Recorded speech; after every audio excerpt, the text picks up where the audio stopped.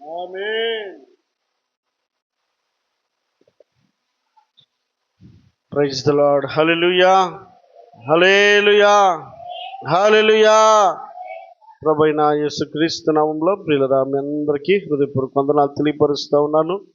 రాత్రికాల సమయంలో కొద్ది నిమిషాలు దేవుని మాటల్ని పరిశుద్ధ గ్రంథంలో నుండి కీర్తనల భాగము 62వ కీర్తన, కీర్తనలు 62వ కీర్తన 8వ వచనం చదువుకుందాం.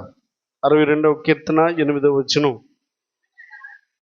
జనులారా, ఎల్లప్పుడూ ఆయన యందు నమ్మికించుడి, ఆయన సన్నిధిని మీ హృదయములను కృమ్మరించుడి. దేవుడు మనకు ఆశ్రయము. చాలండి. కీర్తనకారుడైనటువంటి దావీదు రాత్రి వేళ చక్కటి మాట దేవుడు మనకు జ్ఞాపకం చేయడానికి ఇష్టపడతా ఉన్నాడు. ఈ మాట, జనులారా ఎల్లప్పుడూ ఆయన యందు నమ్మిక ఉంచుడి, ఆయన సన్నిధిని మీ హృదయములను కృమ్మరించుడి అని అంటున్నాడండి. చాలాసార్లు మన జీవితాల్లో నమ్మిక మనుషుల మీద పెట్టుకుంటూ ఉంటాం. అరే నమ్మేనే ఇట్లా చేస్తాడు అనుకోలేదే అని మరలా తిరిగి మనమే అంటూ ఉంటాం. నమ్మిక కొన్నిసార్లు మన జీవితంలో ఒమ్ముగా మార్చబడుతుంది. కార్యము అది రూపం దాల్చినప్పుడు, కార్యము మన జీవితాల్లో నెరవేర్చబడినప్పుడు మనము కొన్నిసార్లు నిరాశకు గురవుతూ ఉంటాం.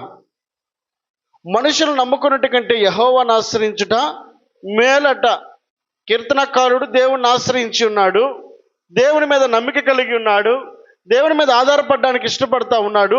తన జీవితంలో ఎదురైనటువంటి ఎత్తుపల్లాలన్నిటి విషయాల్లో చక్కపరచగలిగినటువంటి, దేవుని మీద ఆధారపడగలిగినటువంటి ఆ ఆలోచన కీర్తనకారుడు కలిగి ఉన్నాడు. భక్తుడైనటువంటి దావీదు తన జీవితంలో ఎన్నో కష్ట నష్టాలను ఎదుర్కొన్న వాడై ఉన్నాడు. గుహలో దాక్కున్న పరిస్థితులు ఉన్నాయి, అడవుల్లోకి వెళ్ళినటువంటి పరిస్థితులు ఉన్నాయి, కన్న కుమారుని చేత త్రోసివేయబడి తోలివేయబడినటువంటి సందర్భంలో సైతము లేదు గొల్యాతును చంపి సౌలుకు మేలు చేసినప్పటికీ మేలు అతని జీవితంలో కీడుగా మార్చబడి సౌలే శత్రువుగా మారినటువంటి సమయంలో సైతము దావీదు ఎన్నడూ కూడా నిరాశ చెందినటువంటి వాడై ఉండక, తాను కలిగినటువంటి నష్టాన్ని బట్టో కృంగిపోయే పరిస్థితిని బట్టో ఏ మాత్రం కూడా అతడు కలత చెంది దేవుని విసర్జించిన వాడై లేడండి. పరిస్థితులు ప్రతికూలత సమయంలో సైతము దావీదు దేవుని మీద ఆధారపడడానికి ఇష్టపడిన వాడుగా కనబడతా ఉన్నాడు. దేవుని మీద అతడు నమ్మిక కలిగిన వాడిగా కనబడతా ఉన్నాడు. తన జీవితంలో ఎదుర్కొనేటువంటి పరిస్థితులు అన్నీ ఇన్ని కాదు. అలాంటి పరిస్థితుల్లో సైతము 63వ కీర్తన 1వ వచనంలో రాయబడిన మాట ఏమిటనంటే, దేవా నా దేవుడవు నీవేనవయ్యా. అంటే నా దేవుడవు నీవేనయ్యా అని మాట్లాడుతున్నాడంటే చాలా లాభం కలిగిన సమయంలో కాదు, చాలా సంతోషం కలిగిన సమయంలో కాదు, ఇకేం పర్వాలేదు అనుకున్న సమయంలో కాదు. ఎక్కడున్నప్పుడు రాసిన కీర్తనది? దానిపై యోధా అరణ్యములో ఉండగా రచించిన కీర్తన అండి. ఇంటిలో ఉన్నప్పుడు రాసిన కీర్తన కాదు ఇది, సంతోషంలో ఉన్నప్పుడు రాసిన కీర్తన కాదు. అతడు యోధా అరణ్యములో ఉండగా తన కలిగిన నష్టాన్ని బట్టి పారిపోయిన సమయంలో సైతము కీర్తనకారుడు అంటాడు, ఇదిగో నా దేవుడవు నీవేనయ్యా. చాలా సుస్పష్టమైనటువంటి భక్తి జీవితాన్ని కొనసాగించడానికి భక్తుడు ఆశపడతా ఉన్నాడు. చాలా నష్టం తన ఎదుట కనబడతా ఉంది, కృంగిపోయే పరిస్థితులు తన జీవితంలో ఎదురవుతా ఉన్నాయి. ఇవన్నిటిని పక్కన పెట్టినటువంటి కీర్తనకారుడు అంటాడు, నా దేవుడవు నీవేనయ్యా. అరణ్యంలో ఉన్నా కూడా ఎవరిని ఆశ్రయిస్తున్నాడు? దేవుణ్ణి ఆశ్రయించడానికి ఇష్టపడుతున్నాడు, దేవుని మీద ఆధారపడడానికి ఇష్టపడతా ఉన్నాడు, దేవుని మీద నమ్మిక కలిగిన వాడు తన భక్తి జీవితాన్ని కొనసాగించడానికి ఇష్టపడుతున్నాడండి. ఈ రాత్రికాల సమయంలో దేవుడు నిన్ను నన్ను మనల్ని పరిశీలన చేస్తున్నప్పుడు, మన భక్తి జీవితంలో మన నమ్మకత్వాన్ని ఆయన చూస్తూ ఉన్నప్పుడు, కష్టం కలిగినప్పుడు అదే భక్తిని కొనసాగించగలుగుతున్నావా? సంతోషం కలిగినప్పుడు అంతకంటే ఎక్కువ భక్తి చేస్తూ, నష్టం కలిగినప్పుడు అంతకంటే హీనమైనటువంటి భక్తిని ఒకవేళ మనం కొనసాగిస్తున్న వారమైతే, ఈ రాత్రి వేళ భక్తుడైనటువంటి దావీదు తన జీవితంలో ఎదుర్కొన్న పరిస్థితుల్లో సైతము దేవుణ్ణి ఆశ్రయించిన వాడై ఉన్నాడండి. దేవుని మీద ఆధారపడినటువంటి వాడై ఉన్నాడు. దేవుని మీద నమ్మిక కలిగిన వాడై ఉన్నాడు. నమ్ముట నీ వలన అయితే సమస్తము సాధ్యమే అని సెలవిచ్చినటువంటి దేవుని మీద భక్తుడు ఆశతో ఎదురు చూస్తూ ఉన్నాడు. దేవుని మీద నమ్మిక కలిగిన వాడై ఉన్నాడు. కాబట్టి భక్తుని యొక్క ఆశ దేవుడు నిరాశపరిచేవాడు కానే కాదండి. మనము ఆశ పెట్టుకోగలిగితే మన ఆశను వమ్ము చేయకుండా నిలబెట్టగలిగిన వాడు దేవుడై ఉన్నాడు. అందుకే వాక్యం సెలవిస్తూ ఉన్నటువంటి మాట, ఇదిగో ఎల్లప్పుడూ ఆయన యందు నమ్మిక ఉంచుడి అని అంటున్నాడు 62వ కీర్తన 8వ వచనంలో. ఎల్లప్పుడూ ఆయన యందు నమ్మిక ఉంచాలి. ఆయన మీద గురి కలిగిన వారమై ఉండాలి. ఆయన మీద ఆధారపడగలిగినటువంటి ఆలోచన నీవు నేను మనము కలిగిన వారమై ఉండాలి. ఇక కొన్నిసార్లు దేవుని మీద బాగా నమ్మిక కలిగిన వారమై, కొన్నిసార్లు ఆయన నాకు ఏం చేశాడని చెప్పని ఇశ్రాయేలు ప్రజల యొక్క మనస్తత్వాన్ని కనుక వ్యక్తపరిస్తే జీవితంలో నష్టాన్ని మన జీవితంలో కొనుక్కున్నట్టే.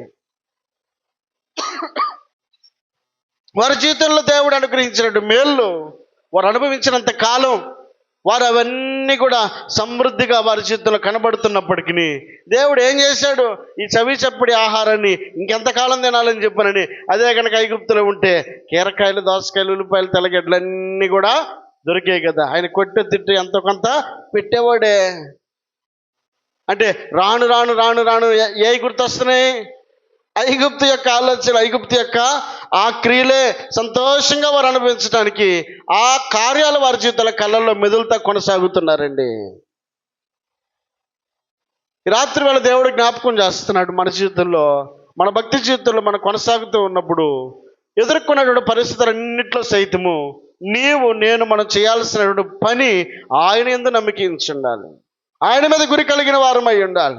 ఆయన మీద ఆధారపడగలిగినటువంటి ఆలోచన కలిగి ఉండాలి. భక్తుని యొక్క ఆలోచన ఇక్కడ ఒక మాట అంటున్నాడు, ఇదిగో ఎల్లప్పుడూ ఆయన యందు నమ్మిక ఉంచుడి, ఆయన సన్నిధిని మీ హృదయములను కృమ్మరించుడి. ఇది ఆయన సన్నిధిలో మీ హృదయములను కృమ్మరించండి అని అంటున్నాడండి. కృమ్మరించడం అని అనుకోండి, ఏదో కొంచెం ఉంచటం కాదు. కృమ్మరించడం అంటే ఏంటి? ఉన్నదంతా కూడా మనం ఇట్లా తిరిగేసి బోర్లేస్తామే, ఇక మొత్తం కూడా ఉన్నది లేదు, మొత్తం కూడా మనకున్నదంతా కూడా ఆయనకి చెప్పుకోవడమే. కొన్నిసార్లు కొన్ని చెప్పుకుంటాం, ఆయనకు అన్నీ తెలుసు. కానీ కొన్నిసార్లు మనం బయటపడం, కొన్నిసార్లు మనం చెప్పుకోవడానికి ఇష్టపడం. కొన్ని మాత్రమే చెప్పుకుంటాం, కొన్ని మాత్రమే ఆయనకు పరిమితిగా కలిగినట్లుగా మనం కొన్నిసార్లు ప్రవర్తిస్తూ ఉంటామండి. భక్తుడు అంటున్నాడు, మీ హృదయములను యెహోవా సన్నిధిలో కృమ్మరించండి. మీకున్న పరిస్థితులు, స్థితిగతులు ఎలాంటివి అయినప్పటికీ ఆయన సన్నిధిలో మీరు కృమ్మరించగలిగితే, ఆయన సన్నిధిలో మీరు చెప్పుకోవడానికి ఇష్టపడగలిగితే, ఈ రాత్రి వేళ దేవుడు జ్ఞాపకం చేస్తున్నాడు, పరిస్థితులు మార్చగలిగిన వాడు దేవుడు అండి. స్థితిగతులు మార్చగలిగిన వాడు దేవుడు. మీ హృదయాలను కృమ్మరించాలే కానీ, నీ హృదయంలో ఉన్నటువంటి ప్రతి బాధ నువ్వు చెప్పుకోవాలే కానీ, ఆ చెప్పుకోగలిగినటువంటి దేవుడు నీకున్నటువంటి ఆ నమ్మకత్వాన్ని బట్టి, నీకున్నటువంటి ఆ నమ్మికను బట్టి తప్పక ఆయన తన కార్యాన్ని చేయుటకైనా ఇష్టపడే దేవుడు. పరిశుద్ధ గ్రంథంలో దేవుని వాక్యంలో రాయబడిన మాట, ఆయన సన్నిధిలో కృమ్మరించి తనకున్నటువంటి పరిస్థితులన్నీ తెలియపరుచుకున్నటువంటి వ్యక్తి న్యాయాధిపతుల గ్రంథంలో 11వ అధ్యాయంలో ఒక వ్యక్తి కనబడతాడు. న్యాయాధిపతుల గ్రంథం 11వ అధ్యాయము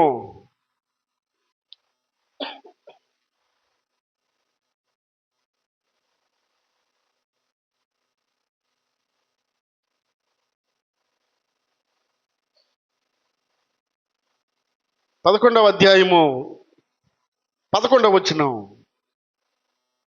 న్యాయాధిపతులు 11వ అధ్యాయము 11వ వచనం. కాబట్టి యెఫ్తా గిలాదు పెద్దలతో కూడా పోయినప్పుడు జనులు తనకు ప్రధానునిగాను అధిపతిగాను అతను నియమించుకుని, అప్పుడు యెఫ్తా మిస్పాలో యెహోవా సన్నిధిని తన సంగతి అంతయు ఏం చెప్పాడంట?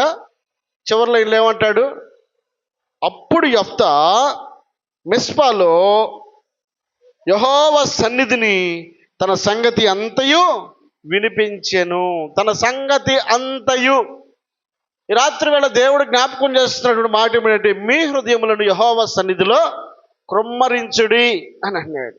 అంటే మనకున్నటువంటి స్థితిగతులు, పరిస్థితులన్నీ కూడా తెలియపరచుకోగలిగినటువంటి స్థానము దేవుని సన్నిధిలో నువ్వు చెప్పుకోగలిగితే, దేవుని సన్నిధిలో నువ్వు కన్నీరు కార్చగలిగితే, దేవుని సన్నిధిలో నువ్వు కనుక మొర్రపెట్టుకోగలిగితే, దేవుని సన్నిధిలో ఆయనతో చెప్పుకోవడానికి నువ్వు ఇష్టపడగలిగితే, ఈ రాత్రి వేళ యెఫ్తా అనబడేటువంటి వ్యక్తి తన జీవితంలో తనకున్నటువంటి బాధ ఏమయ్యిందో, తనకున్న కష్టం ఏమయ్యిందో, తనకున్నటువంటి నిష్ఠూరమో లేదా నిట్టూర్పు ఏదైతే ఉందో ఆ పరిస్థితులన్నిటినీ కూడా అంటాడు కదా, తన సంగతి అంతయు కొంచెం అని చెప్పాడా? ఏం చెప్పాడు? తన సంగతి అంతయు అంట. ఏం జరిగిందో ఆ సంగతి అంతా, పరిస్థితులు ఎలా తన జీవితంలో ఎదురైనవి, ఎలాంటి పరిస్థితుల్లో అతను మొరపెట్టడానికి కారణమైంది. ఇదిగో యెఫ్తా జీవితంలో ఎదుర్కొన్నటువంటి పరిస్థితుల్లో మొదటి వచనంలో చూస్తే, గిలాదీయుడైన యెఫ్తా పరాక్రమము గల బలాఢ్యుడు. అతడు వేశ్య కుమారుడు. గిలాదు యెఫ్తాను కనెను.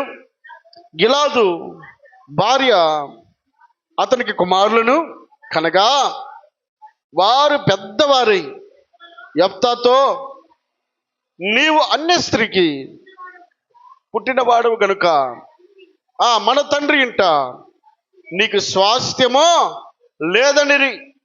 యెఫ్తా తన సహోదరుల యొద్ద నుండి పారిపోయి టోబు దేశమున నివసింపగా. చాలండి. ఎక్కడున్నాడు ఇప్పుడు? వాస్తవంగా తన తండ్రి అయినటువంటి గిలాదు, ఈ యెఫ్తా అనబడేటువంటి వ్యక్తి కూడా గిలాదు యొక్క కుమారుడే.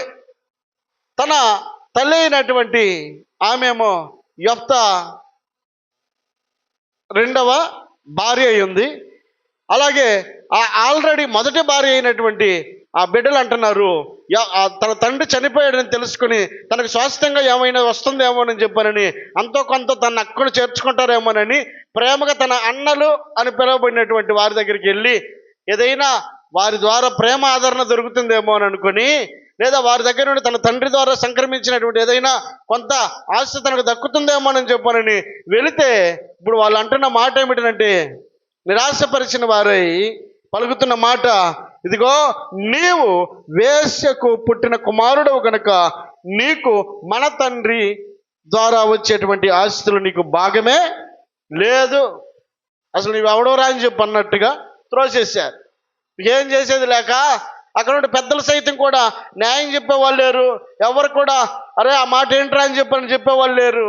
మొత్తానికి అక్కడున్నటువంటి వ్యక్తులకు ఈ వ్యక్తి ఏమాత్రం కూడా చలాయించుకోగలిగినటువంటి శక్తి తన దగ్గర లేదండి. చెప్పుకోగలిగినటువంటి పరిస్థితి లేదు. కాబట్టి వారి యొక్క దౌర్జన్యం బట్టి అతడు అక్కడి నుంచి వెళ్ళిపోయాడండి. ఎవరు కూడా అతను ఆదరించేటువంటి పరిస్థితి లేదు. ఎవరు కూడా అతను ధైర్యపరిచేవారు లేరు. ఆ పరిస్థితులన్నిటి కూడా తన యొక్క గుండెల్లో బాధనంతటిని కూడా దిగమింగుకొని ఒక్కడే టోబు దేశానికి వెళ్ళిపోయి ఒక్కడే నివసిస్తూ ఉన్నాడండి.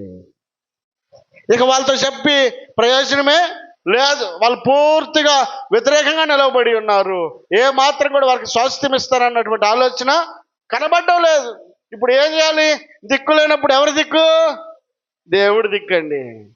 ఇప్పుడు యెఫ్తాకు ఇక్కడ తన తోబుట్టులు అనబడే వారు ఎవరు కూడా తనకు సహాయకులుగా నిలబడలేదు. కానీ ఇదిగో యెఫ్తాకు మాత్రం దేవుడు సహాయకుడిగా నిలబడతాడన్న ఆశతోటి యెఫ్తా తన సంగతి అంతయు మిస్పాలో ఆయన సన్నిధిలో కృమ్మరించడం మొదలుపెట్టాడు.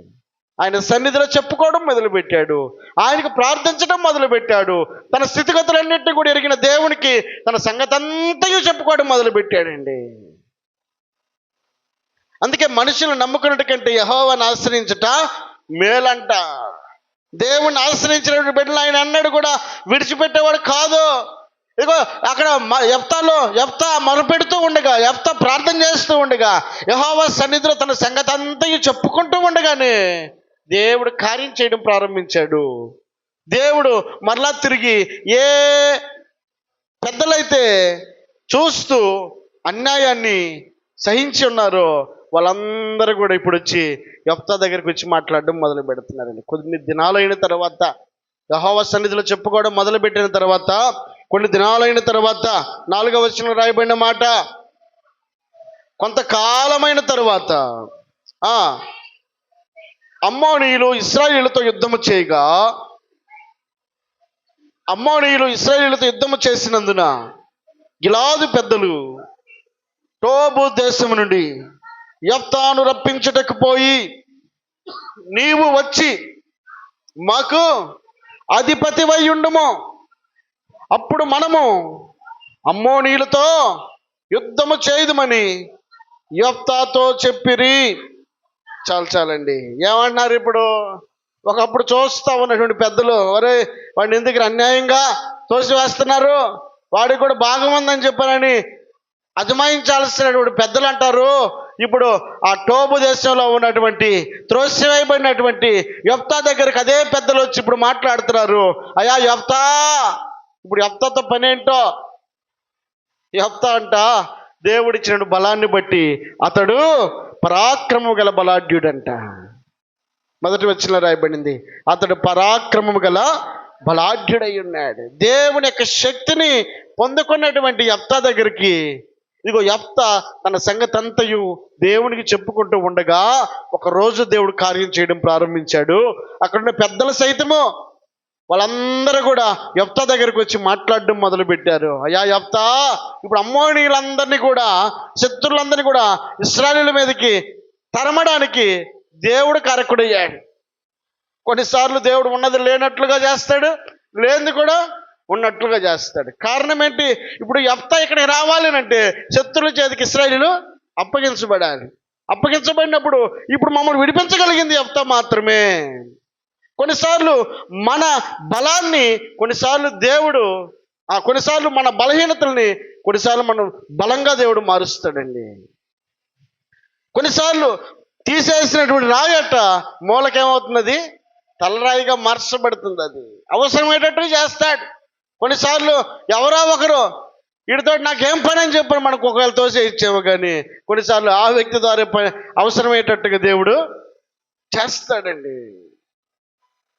అక్కడ ఉన్నటువంటి గిలాదు పెద్దలు సైతము, అక్కడ తన అన్నలైనటువంటి వారు త్రోసివేస్తూ ఉన్నప్పుడు చూస్తూ ఉన్నటువంటి వీరు ఇప్పుడు అంటారు, యెఫ్తా ఇప్పుడు నీతో మాకు పని పడిందయ్యా.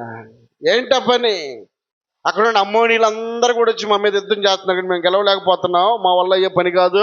నువ్వు కనుక మా పక్కన వచ్చి చేరితే మొత్తానికి నీ ద్వారా మేము గెలుపొందడానికి అవకాశం ఉంది, కాబట్టి నువ్వు వచ్చి మా పక్కన నిలబడయ్యా.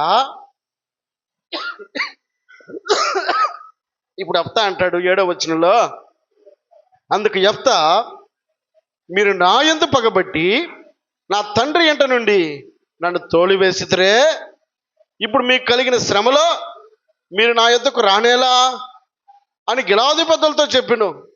అప్పుడు గిలాదు పెద్దలు, అందుచేతనే మేము నీ యొద్దకు మళ్ళీ వచ్చి. చాలండి. పరిస్థితులు ఎలా మార్చాడు తెలుసా? ఇప్పుడు యెఫ్తా బెట్టి చేస్తున్నాడు, నేను రాను, నాకేం పని? కాదయ్యా, నువ్వు వస్తేనే పని అవుతుంది. అంటే దేవుడు స్థితిగతులను మార్చగలిగిన వాడండి, పరిస్థితులను మార్చగలిగిన వాడు ఆయన. మీ హృదయములను యెహోవా సన్నిధిలో కుమ్మరించండి అని అంటున్నాడండి. దేవుని సన్నిధిలో నువ్వు కార్చే కన్నీరు నీ జీవితంలో ఆశీర్వాదకరంగా దేవుడు మారుస్తాడు. దేవునికి మహిమ కలుగును గాక. హల్లెలూయా. కాబట్టి యెఫ్తా యెహోవా సన్నిధిలో తన సంగతి అంతయు తెలియపరుచుకున్నాడు దేవునికి. ఇప్పుడు నమ్ముట యెఫ్తా పని అయితే, నమ్మినటువంటి యెఫ్తాకు దేవుడు సమస్తము సాధ్యంగా మార్చగలిగేటట్లుగా చేశాడు.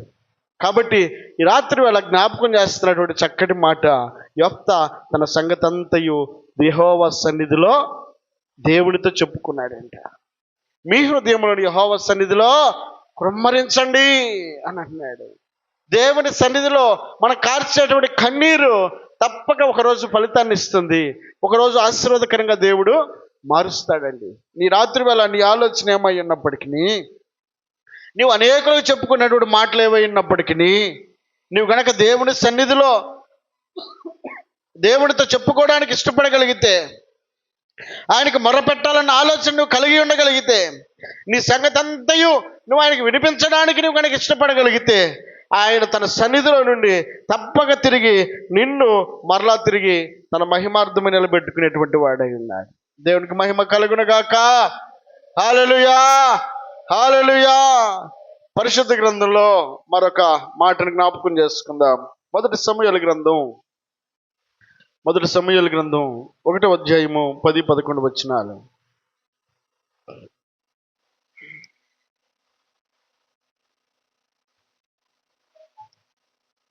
బహు దుఃఖాక్రాంతురాలై వచ్చి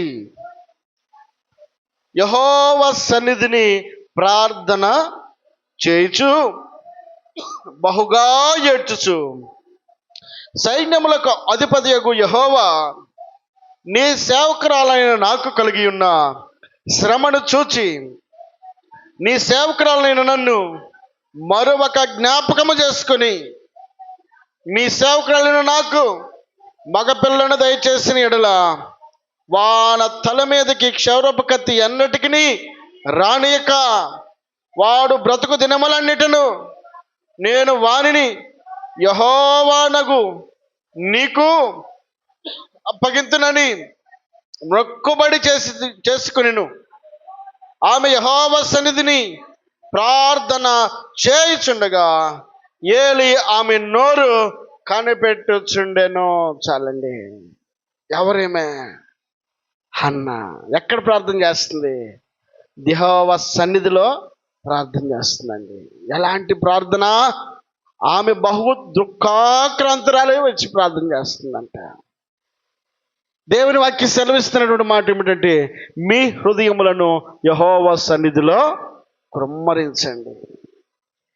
మీరు కనుక ఆయన సన్నిధిలో కృమ్మరించగలిగితే, ఆయన సన్నిధిలో నువ్వు ప్రార్థించగలిగితే, నీ సంగతంతయు ఆయనకు చెప్పుకోగలిగితే, ఈ యొక్క ప్రార్థన వినినటువంటి దేవుడు ఈ రాత్రి వేళ నీకు నాకు మనందరికీ తెలియపరుస్తున్నాడు.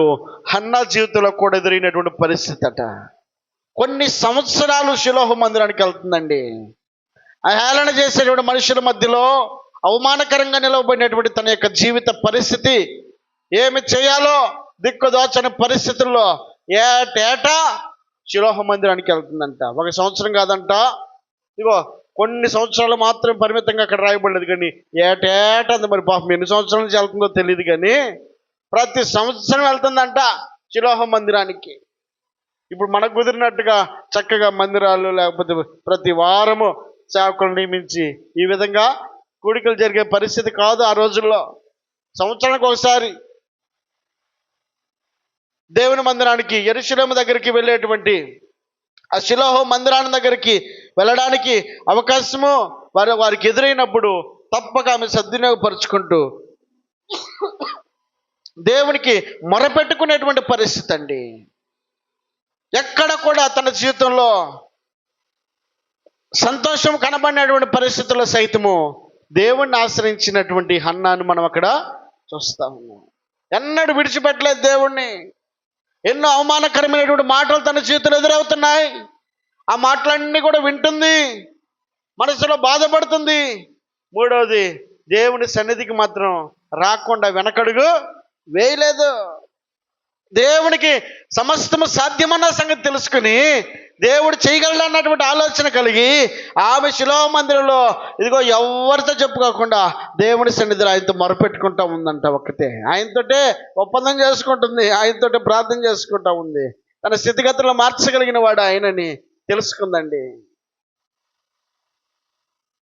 కనుక ఆమె ప్రార్థన చేస్తూ ఉన్నప్పుడు, ఆమె మొర్రపెడుతూ ఉన్నప్పుడు ఆలకించేటువంటి దేవుడు, చూస్తూ ఉన్నటువంటి దేవుడు, నాకు మొర్రపెట్టమని నీకు ఉత్తరం ఇస్తానని సెలవిచ్చినటువంటి దేవుడు, నాకు నిజముగా మొర్రపెట్టి వారికి నేను సమీపముగా ఉంటానన్న దేవుడు, వారు ఆయన తట్టు చూడగా వారికి వెలుగు కలిగిన వారి ముఖములు ఎన్నడూ లజ్జింపకపోయినని సెలవిచ్చినటువంటి దేవుడు షిలోహు మందిరంలో ఆమె కారుస్తున్నాడు కన్నీటిని కూడా చూశాడండి. చూసి అక్కడ ఒక మాటను మనం ఆలోచన చేయగలిగినప్పుడు, బహు దుఃఖాకాంతురాలై వచ్చి యెహోవా సన్నిధిని ప్రార్థన చేయుచు బహుగా ఏడ్చుచు, సైన్యములకు అధిపతి యెహోవా నీ సేవకురాలైన నాకు కలిగి ఉన్న శ్రమను చూచి. ఆమెకు కలిగి ఉన్నటువంటి శ్రమను చూడగలిగిన వాడు దేవుడు. ఆమెకున్న కష్టాన్ని చూడగలిగిన వాడు దేవుడు. మనుషులకు అర్థం కాకపోవచ్చు, మనుషులు అర్థం చేసుకోలేకపోవచ్చు. ఆమెకున్న బాధని, ఆమెకున్న కన్నీటిని, ఆమెకున్న వేదనను తొలగించగలిగిన వాడు దేవుడన్న సత్యాన్ని తెలుసుకుని ఆమె దేవుని సన్నిధిలో ప్రార్థించడం మొదలుపెట్టిందండి. అయ్యా, ఈ సంవత్సరం కూడా ఇంతేనా అనేటువంటి ఆలోచన ఆమె జీవితంలో ఎదురవుతా ఉందండి. ప్రతి సంవత్సరం ఆమె ప్రార్థన చేస్తూ ఉన్నప్పుడు, కొన్నిసార్లు ఎన్ని సంవత్సరాలు మనం ప్రార్థన చేసినా అది కనుక నిరాశగా మార్చబడుతున్నప్పుడు ఇక మనకు కన్నీరు రాక ఇంకేమొస్తుందండి? దుఃఖంగా మార్చబడకుండా ఇంకేమవుతుంది? అయ్యో, నేను ప్రార్థన చేస్తున్నాను, మరలా ఈ సంవత్సరం కూడా ఇంటికి వెళ్ళినప్పుడు మళ్ళీ ఎగతాళి చేస్తారే అనేటువంటి ఆలోచన ఆమె జీవితంలో ఎదురవుతా ఉన్నప్పుడు, ఇక ఈ సంవత్సరం కూడా నేను ఇట్లాగే ఇవన్నీ తిరిగి వెళ్తే అయ్యా, చూసిన వారందరి మాటలకి నేను తట్టుకోలేకపోతున్నాను అయ్యా అనేటువంటి ఆలోచన తన హృదయంలో దాగి ఉన్నప్పుడు ఆమె ఈ సంవత్సరం ఎట్టయినా సరే నేను కార్యాన్ని నేను పొందుకోవాలని ఆశతో ఆమె ప్రార్థించడం మొదలుపెట్టి మాట్లాడుతుంది. అయ్యా, ఏదేమైనప్పటికీ దుఃఖంతో వచ్చినటువంటి 10వ వచనం అంటుంది, బహు దుఃఖాక్రాంతురాలే వచ్చి యెహోవా సన్నిధిలో ప్రార్థన చేయొచ్చు, బహుగా ఏడ్చుచు సైన్యములకు అధిపతి యెహోవా నీ సేవకురాలు నాకు కలిగి ఉన్న శ్రమను చూచి నీ సేవకురాలు నన్ను మరొక జ్ఞాపకం చేసుకుని నీ సేవకురాలు నాకు మగపిల్లను దయచేసిన ఎడల వాడి తల మీదకి క్షౌరపు కత్తి అన్నటికి రానిక వాడు బ్రతుకు దినములన్నిటిను యెహోవానకు నీకు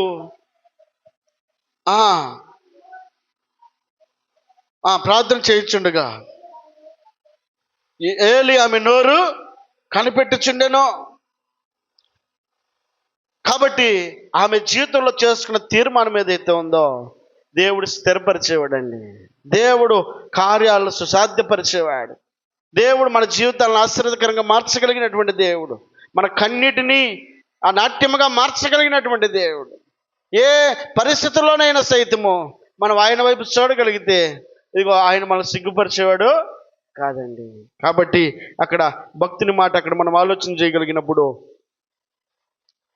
17వ వచనంలో అన్న అంతటి ఏలి నువ్వు క్షేమముగా వెళ్ళుము, ఇశ్రాయేలీయుల దేవునితో నువ్వు చేసుకొనిన మనవి ఆయన దయచేయునుగా కని ఆమెతో చెప్పగా ఆమె అతనితో నీ సేవకురాలనైనా నేను నీ దృష్టికి కృపనందునుగాక నేను. తరువాత ఆ స్త్రీ తన దారిని వెళ్ళిపోయి భోజనము చేయొచ్చు నాటి నుంచి దుఃఖముకిట ఉండుట మానెను. తరువాత వారు ఉదయమందు వేగరమే లేచి యెహోవా వాక్యములకి తిరిగి రామాలోని తమ ఇంటికి వచ్చిరి. అంతటా ఎల్కానా తన భార్యయగు హన్నాను కూడెను. యెహోవా ఆమెను జ్ఞాపకము చేసుకొనెను గనుక హన్నా గర్భము ధరించి దినములు నిండినప్పుడు ఒక కుమారుని కని నేను యెహోవాకు మొక్కుకొనిన వీరిని అడిగితిని అనుకుని వానికి సమూయేలని పేరు పెట్టాను. దేవునికి మహిమ కలుగును గాక. హల్లెలూయా, హల్లెలూయా. కాబట్టి నాటి నుంచి దుఃఖముఖిగా ఉండుట మానేను. ఆమె విశ్వాసము దేవుని మీద ఉంచిందండి. దేవుని సన్నిధిలో తన సంగతి అంతా చెప్పుకుందంట. తనకున్నటువంటి బాధ అంతటినీ వెళ్ళబుచ్చుకుంది. చెప్పుకోగలిగినటువంటి నమ్మదగినటువంటి దేవునితో ఆమె చెప్పుకుంది గనుక ఒకరోజు దేవుడు జ్ఞాపకం చేసుకున్నాడంట. దేవుడు జ్ఞాపకం చేసుకుంటే ఆమె కన్నీరు నాట్యంగా మార్చబడిందండి. ఈ రాత్రి వేళ దేవుడు నీతో మాట్లాడుతున్నాడు. నువ్వు ఏ సమస్యలో ఉన్నా, ఏ బాధలో ఉన్నా, ఏ పరిస్థితిలో ఉన్నా నీవు యెహోవా సన్నిధిలో నువ్వు ఆయన సన్నిధిలో కృమ్మరించగలిగితే, ఆయన కనుక నువ్వు చెప్పుకోగలిగితే నీ నమ్మికను ఆయన బొమ్ము చేసేవాడు కాదండి. నీ పరిస్థితులను ఆశీర్వాదకరంగా మార్చగలిగిన వాడు ఆయన. ఇదిగో హన్నా జీవితం ఆశీర్వాదకరంగా మార్చినటువంటి దేవుడు. ఆ యెఫ్తా యొక్క జీవితాన్ని దీవెనకరంగా మార్చినటువంటి దేవుడు. త్రోసేసిన మనుషులే యెఫ్తాను మరలా తిరిగి కావాలని కోరుకున్నట్టుగా, అలాగే ఏమీ లేనటువంటి నిస్సహాయ స్థితిలో ఉన్నటువంటి హన్నా జీవితంలో చక్కటి కుమారుడైనటువంటి సమూయేలును అనుగ్రహించినటువంటి దేవుడండి. ఈ రాత్రి కాల సమయంలో నీ జీవితంలో, నా జీవితంలో, మన జీవితాల్లో ఎదురవుతున్నటువంటి పరిస్థితుల్లో మనం నమ్మాలే కానీ ఆయన మన నమ్మికను ఆశీర్వాదకరంగా మారుస్తాడు. రాత్రి వల్ల నీకు నాకు మనందరికీ దేవుడు తెలియపరుస్తున్నాడు. ఆయన సెలవిస్తున్నటువంటి చక్కటి మాట, మీ హృదయములను యెహోవా సన్నిధిలో కృమ్మరించండి. మనం కృమ్మరిస్తే తప్పక దీవెనకరంగా మారుస్తాడు, ఆశీర్వాదకరంగా మారుస్తాడు. ప్రతి ఒక్కరిని కూడా తలలో వంచుదాం, ప్రార్థనలోకి విద్దాం.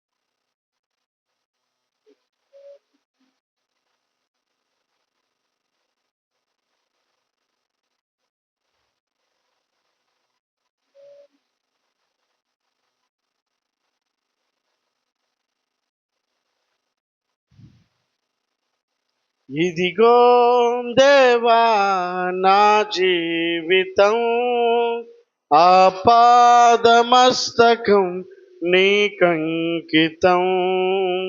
ఇదిగో దేవా నా జీవితం, ఆపాదమస్తకం నీకంకితం. శరణం నీ చరణం, శరణం నీ చరణం, శరణం నీ చరణం, శరణం నీ చరణం. ఇదిగో దేవా నా జీవితం, ఆపాదమస్తకం. ఇదిగో దేవా నా జీవితం, నీకంకితం. పలుమార్లు వైదొలగినాను పరలోక దర్శనము నుండి, విలువైన నీ దివ్య పిలుపుకు తగినట్లు జీవించనైతే.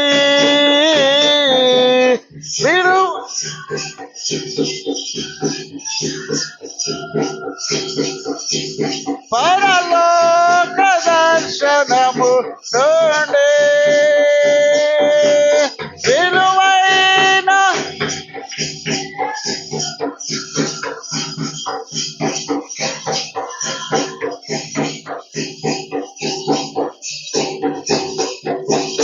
అయినా నీ ప్రేమతో నన్ను దరిచేర్చినావు, అందుకే గైకొనుమా దేవా ఈ నా శేష జీవితం. అయినా నీ ప్రేమతో ప్రభువా, అందుకే గైకొనుము దేవా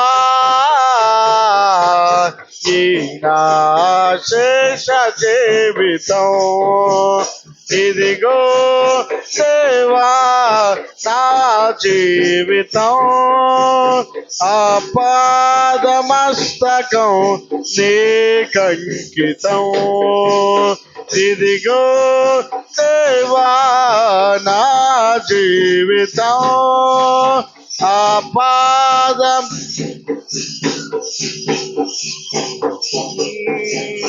ఇదిగో దేవా నా జీవితం ఆపాదమస్తకం నీకంకితం.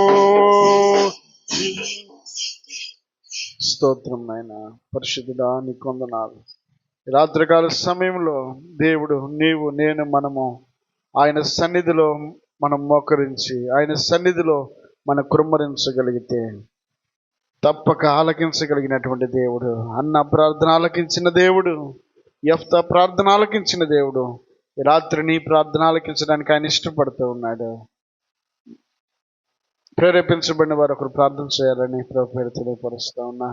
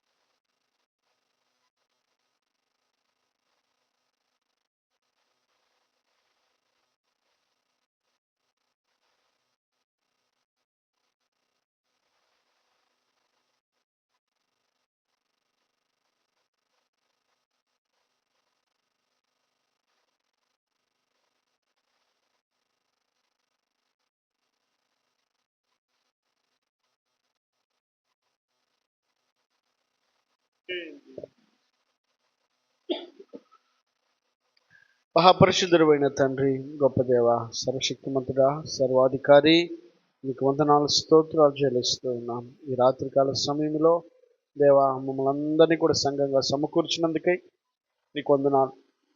ఎక్కడైతే ఇద్దరు ముగ్గురు కూడి నా నామమును స్తుతిస్తారో వారి మధ్యలో నేను ఉంటానని సెలవిచ్చిన మా గొప్ప తండ్రి, మా మధ్యలో సంచరిస్తూ మమ్మల్ని నడిపిస్తున్న మా గొప్ప దేవ, నీకే మహిమ చెల్లిస్తూ ఉన్నాం. దేవ, చేరవచ్చినటువంటి ప్రియబిడ్డలు దేవ, అలాగే పాటలు పాడినటువంటి ప్రియబిడ్డలను బట్టి నీ స్తోత్రాలు నాయనా.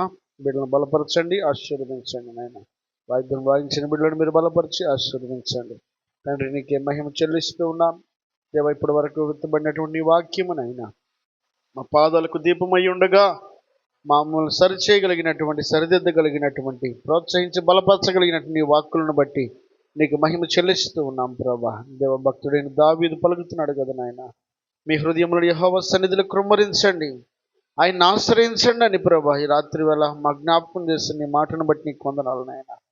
దేవా, నీ సన్నిధిలో మొరపెట్టిన బిడ్డలను ప్రభా నువ్వు విడిచిపెట్టేవాడు కాదని యెఫ్తా జీవితంలోనైనా ఒంటరిగా ఉన్నటువంటి యెఫ్తాను మరలా తిరిగి అనేకుల మీదనైనా పెత్తనం చేయగలిగినటువంటి దేవ అధికారమును మీరు అనుగ్రహించి నిలవబెట్టిన గొప్ప దేవుడు నాయన. దేవా, నీకే మహిమ చెల్లిస్తున్నాం ప్రభా. అయా, నీకే వందనాలు నాయన. నీకు మాత్రమే సాధ్యమునైనా ఉన్నది లేనట్టుగా చేయగలిగిన దేవుడు, లేనిది ఉన్నట్లుగా చేయగలిగిన దేవుడు నాయన. అయ్యా, నిన్ను నమ్మిన బిడ్డని అన్నాడు దేవా సిగ్గుపరిచేవాడు కాదని ప్రభా. యెఫ్తా జీవితంలో ఎదురైనట్లుగా మేము చూస్తూ ఉన్నట్టుగానైనా దేవ, అలాగే దేవ కన్నీరు కార్చి ప్రార్థిస్తున్నాయినా రోధిస్తూ ఉన్నటువంటి అన్న జీవితంలో సైతం నాయన దేవా నీ సన్నిధిలో తన సంగతి అంతయు కృమ్మరించగా నాయనా దేవ ఆలకించిన దేవుడు నీవై ఉండగా, కార్యము సఫలపరిచిన దేవుడు నీవై ఉండగా, దేవ అన్న జీవితంలో సంతోషమునైనా ఆనందమునైనా రెట్టింపుగా మార్చిన దేవుడు నీవై ఉండగా, ఈ రాత్రి వేళనైనా నిన్ను ఆధారము చేసుకుని నమ్మినటువంటి మమ్మల్ని కూడా మమ్మల్ని చేయవని నీ మీద ఆధారపడుతున్నాను. నీ బిడ్డలందరి పక్షమై దేవా మీరే తోడుండమని వేడుకుంటూ ఉన్నాం ప్రభా. దేవా నీ బిడ్డలు పెడుతున్నటువంటి మొర ఆశీర్వాదకరంగా మార్చగలిగిన దేవుడు నీవేనని గురి కలిగి నీ మీద ఆధారపడినటువంటి బిడ్డలందరి జీవితాలను దేవా నీ పాత్రలుగా ప్రభా మీరే నీ బిడ్డలుగా మీరు అంగీకరించి వారి జీవితాలు గొప్ప కార్యాలతో సంతృప్తి పరచమని వేడుకుంటూ ఉన్నాం ప్రభా. కలిగినటువంటి కన్నీటిని అయినా దేవా నాట్యముగా మార్చగలిగిన దేవుడు నీవై ఉండగా, దేవా ఈ రాత్రి వేళ హాస్య కలిగిన ప్రాణాన్ని తృప్తిపరిచే మా తండ్రి దేవా నీ ప్రియ బిడ్డలందరినీ జ్ఞాపకం చేసుకోండి ఆయన. దేవా నీ సన్నిధిలో వారు పెట్టినటువంటి మొర వారికి ఉన్నటువంటి దుఃఖము నాట్యముగా మార్చి మీ నామానికి మహిమకరంగా వాడుకోమని వేడుకుంటూ ఉన్నాం ప్రభా. నయానికి స్తోత్రాలు చెల్లిస్తూ ఉన్నాం. చేరవలసినటువంటి నీ ప్రియ బిడ్డలందరినీ బట్టి మీకు మహిమ చెల్లిస్తూ ఉన్నాం ప్రభా. దేవా బిడ్డలందరినీ దీవించి ఆశీర్వదించండి. అందరి జీవితాల్లో గొప్ప కార్యాలను జరిగించమని వేడుకుంటూ ఉన్నాం. సంఘ సరిహద్దులు విశాలపరచమని వేడుకుంటూ ఉన్నాం ప్రభా. అయా నీకే మహిమ చెల్లిస్తూ ఉన్నాం. విత్తబడిన నీ వాక్యమును హృదయాల్లో పదిలపరిచి దేవా ఏది ఉన్నప్పటికీ దేవా నీకు చెప్పుకునే బిడ్డలుగా మీరే దేవా నీ బిడ్డలను వాడుకోమని వేడుకుంటూ ఉన్నాం తండ్రి. నీ స్తోత్రాలనైనా దేవా ఆ పని బాటలకు వెళ్తూ వస్తున్న బిడ్డలందరికీ మీ కృపను తోడుగా ఉంచండి నాయన. దూర ప్రాంతముల నుంచి నాయన పనుల నిమిత్తమైన అయినా దేవ మా గ్రామంలోకి వచ్చినటువంటి నీ ప్రియ బిడ్డలందరినీ దీవించండి, ఆశీర్వదించమని వేడుకుంటూ ఉన్నాం ప్రభా. మీ స్తోత్రాలు. బ్యానీల దగ్గర ఉన్న బిడ్డలను జ్ఞాపకం చేసుకోండి, క్షేమమును ఇవ్వమని వేడుకుంటూ ఉన్నాం అయ్యా. నీకు వందనాలు స్తోత్రాలు. అలాగే ప్రత్యేక పని చేస్తున్న బిడ్డలకును దూర ప్రాంతములు దేవ పనులకని వెళ్ళినటువంటి బిడ్డలందరికీ నీ క్షేమంతో నింపండి. ఉద్యోగాలు చేస్తున్న బిడ్డలకు నీ క్షేమం నింపండి నాయన. అలాగే దేవ చదువుకున్న బిడ్డలకు నీ క్షేమంతో నింపండి నాయన దేవా. అలాగే మా సంఘ సరిహద్దులను విశాలపరుస్తున్నాయన దేవా. మీ నామానికి మహిమ ఘనత తెచ్చుకుంటూ భద్రపరుస్తున్నాయన. బలహీనతలో ఉండే బిడ్డలకునైనా బలాన్ని మీరు అనుగ్రహించి, శక్తిని మీరు అనుగ్రహించి, ఆరోగ్యాలను మీరు అనుగ్రహించి దేవా. అలాగే ప్రభా ఆశ కలిగినటువంటి బిడ్డలందరికీ ప్రభా వారి ఆశలను తృప్తిపరిచి మీ నామానికి మహిమకరంగా ప్రభా నీ బిడ్డలను సాక్షార్థమై వాడుకోమని వేడుకుంటూ ఉన్నాం ప్రభా. నీ స్తోత్రాలనైనా నీకే మహిమ చెల్లిస్తున్నా. ఈ రాత్రి వేళ సమకూర్చబడినటువంటి బిడ్డలందరినీ మీరు ఆశీర్వదించి అలాగే నీ దాసులకు క్షేమాన్ని ఆరోగ్యమును అనుగ్రహించి మీ నామానికి మహిమకరంగా ఉదయ కాలం జరగబెట్టే ఆరాధన ఆశీర్వాదకరంగా కొనసాగించమని యేసుక్రీస్తు నామములో అడిగి వేడుకుంటూ ప్రార్థించి పొంది ఉన్న మా పరమ తండ్రి, ఆమేన్ ఆమేన్. అందరికీ వందనాలు.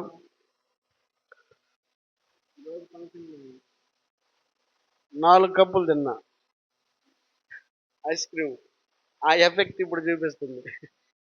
చేసిన తప్పుకి భరించాలిగా. అందరికి వందనాలు. ఉదయకాలం ఆరాధనలో అందరం కలుసుకుందాం.